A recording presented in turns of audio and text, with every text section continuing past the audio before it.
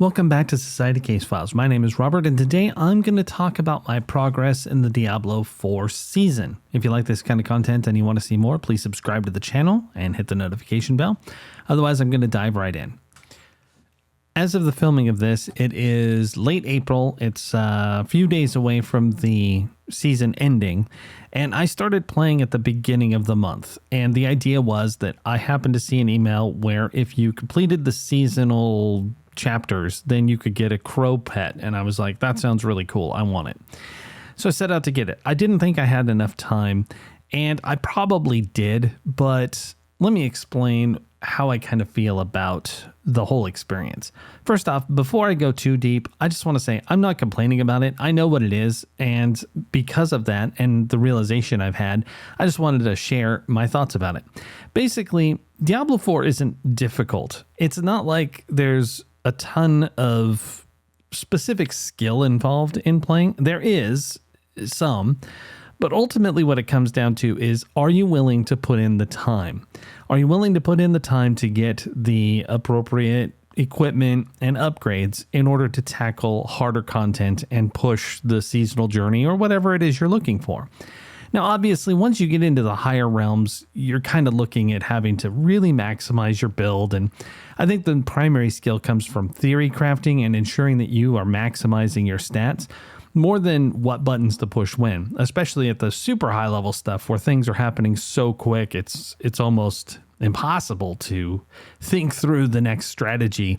It's more about just trusting your gut and having muscle memory to do that stuff, which is awesome. The people who can do that are great. I think I've got a build that's actually fairly simple with the rogue using the Dance of Knives thing. It's very simple to move through stuff, and I've done okay. I've pushed through tier 3, and for the most part, I can survive anything that's thrown at me. The obstacle to completing the journey has nothing to do with my character's inability to progress. It's literally how much time I want to put into getting the next step. So, for example, I have to level up 5 more witch powers to 20, and that just entails going around and getting the rot currency. Now, I have done a few of them up to a very close level. I'm really getting there, and I could absolutely do it if I wanted to put another several hours in. I just played for an hour. The footage that I'm got on the screen here was 1 hour of play, and basically I just ran around and did the hunts, the headhunt things. I just did as many whispers as I could in an hour. Now, I'm not saying I should have gotten a full chapter objective in a single hour. That's absurd because they just take too long. There's just too much going on. So, for example, with the upgrading those witch powers, they cost quite a bit. And even having done an hour worth, I didn't get quite enough currency to level one of them up to 20. I did get a lot of them a lot closer, but it would have been another 2, maybe 3 hours to get them all the way up. The other objective that I have to do is to max out the reputation of the witches to get their tier 20, which quite frankly is just another time sink. You just got to go around and do whispers over and over again until you get enough. And the whispers actually don't really provide you with as many points as I would like. So when you take out the fugitive, which is the 5 whisper guy in all the headhunts, then you get 100 points towards your reputation. And since you need over 2,000, you can hop around and just try to fight those guys for the most part. Do your fastest run, go for the things that give you 3 whispers to get the most amount of points, pop him, kill him, move on to the next one. But it's just a matter of grinding. Again, it's just time. Just putting the time in. The chances are that by the time you get to where I'm at, you're not just going to randomly die, much as actually I did, ironically, and that was because I was getting taken out by parting shots, exploding corpses and stuff.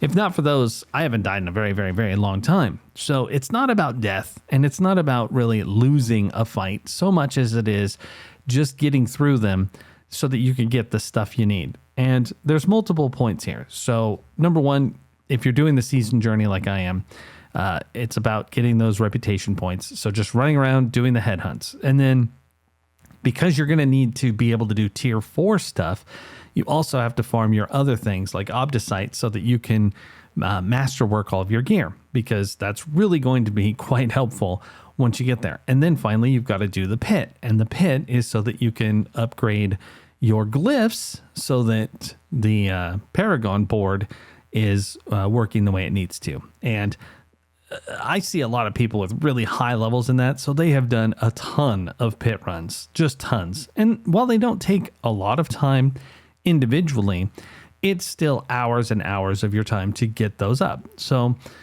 I guess my point is that Diablo 4 is less about the game being hard in the sense of, say, learning a new tactic or dodging a specific way or getting your timing down on a block, so much as it is building the endurance to spend the time on it to get where you need to be.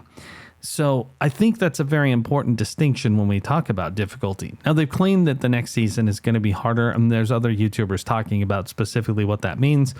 But if it requires you to be more strategic, that's going to be kind of tough at the higher levels where you're just getting swarmed by mobs to the point where you don't even know what they are. You're not able to see the names of them. They're either dying too quick or they're wiping you out too quick. So it's not like I think you'd be able to adjust too much in those scenarios to fend them off or win a fight that maybe you don't have any business doing, and you're hoping that your skill is going to step in and make it happen. It's not like that kind of game for the most part.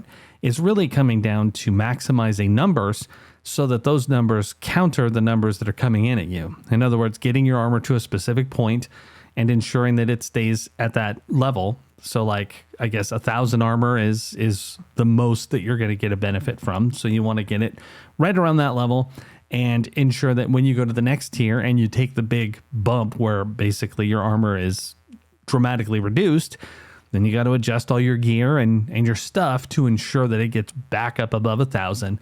Check all of your resists, make sure that they're as high as they could possibly be. You know, really work on the Paragon board to dynamically create your build so that it's going to give you maximum survivability while doing damage still, because as you can see in the footage, I'm surviving these fights, but some of them are taking probably longer than they should. And now I'm only at like 150 plus Paragon points at this point. And you need a lot more. You need to be over 200 to be more successful in some of the things that I would like to do. Now, one of the reasons that I'm pretty sure I'm not going to succeed at getting Dorian is, even though as of this filming, I still have 8 days before the season's over, I just don't know if I've got it in me to put in the time to be able to get to tier 4 so that I can achieve the various requirements in the last piece of the seasonal journey. They're pretty rough unless you've been playing a lot. If you could spread it out over the entire season, which I couldn't do, I had to do it all in a month. But if I would have started back in January, I think it would have been a piece of cake, because then you wouldn't get burned out. You wouldn't have to dump, 5 hours at a time just to succeed at getting through the journey. You could do an hour or two here and there. And I think that would make it a lot more fun. Trying to cram it in a month was crazy. And while I don't resent the game in any way, it's just that I would have had to dedicate a lot more of April to making it happen than I necessarily wanted to.